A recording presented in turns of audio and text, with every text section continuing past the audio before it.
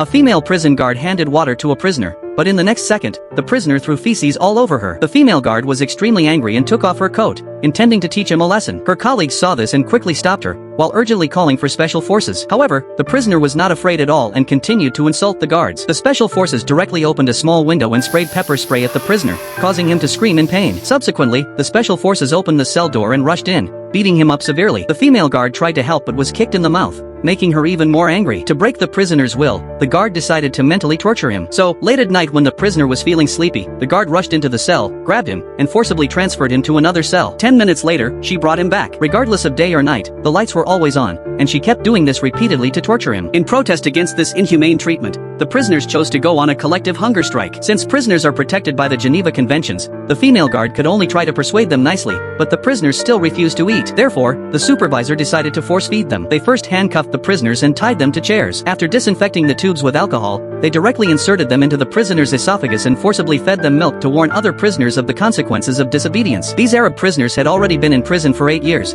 and the female guard's duty was to constantly patrol to ensure that these inmates would not commit suicide. To help prisoners pass the time, she provided them with books every day. Prisoner number 471 told the guard he wanted to read the 7th book of Harry Potter, as the prison only had the first 6, but the guard told him bluntly that there was no such book. The prisoner immediately lost control of his emotions. On this day, while prisoners were playing football in cages, the guard told them that obedient inmates would be allowed to play on a real field, but the prisoner replied, asking why they should live according to the soldiers' demands. The nearby officer heard their conversation and immediately ordered the prisoner to undress and bathe in front of the guard. The prisoner, who had just been righteous, had to obey under the officer's coercion. The guard's excessive communication with the prisoners caused dissatisfaction among her superiors, leading to a decision to transfer her away. Upon learning that the guard was leaving, the prisoner decided to commit suicide with a razor blade but was stopped in time by the guard. To give him the courage to live, the guard revealed her real name and, violating prison rules, reached her hand through the bars to shake his hand tightly. Finally, the prisoner decided to live. The next day, the female guard packed her things and left, and the prison got a new guard.